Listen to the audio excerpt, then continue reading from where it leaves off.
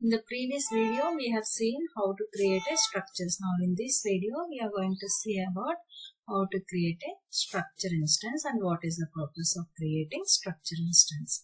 So before going to the topic, if you are visiting my channel for the first time, please do subscribe, don't forget. So now click on this manage structure instances. So what is the purpose of creating this structure instances is, you just go to this chart of accounts. See, these are the chart of accounts which we have created, right? Here my location, if you see, these are all cities under US location, right? But I have to create same chart of accounts, but location might be different. Location will be different. For India also, I have to create a same chart of accounts. The structure is same, but their values should be different. So in that case, we have to create an instance for each chart of accounts structures. Okay, so structure is same for all type of all type of locations, but only based on country I'm going to or else not only country, based on values. If we want to change this chart of accounts, then we have to go for creating a instances. So now I am going to create an instance.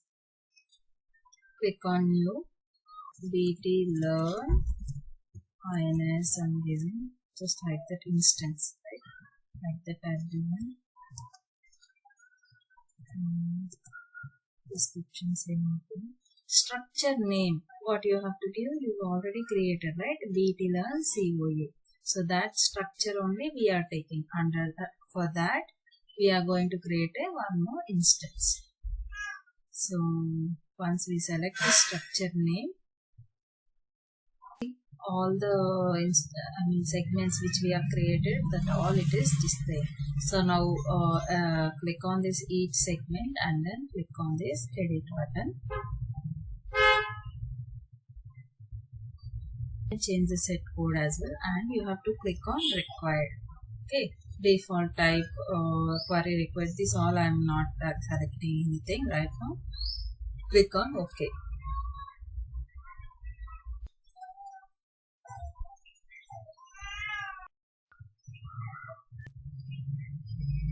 Required. Okay.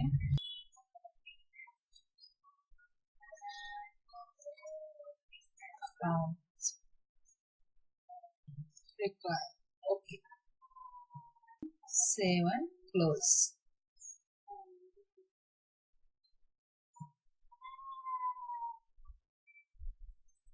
Click on done.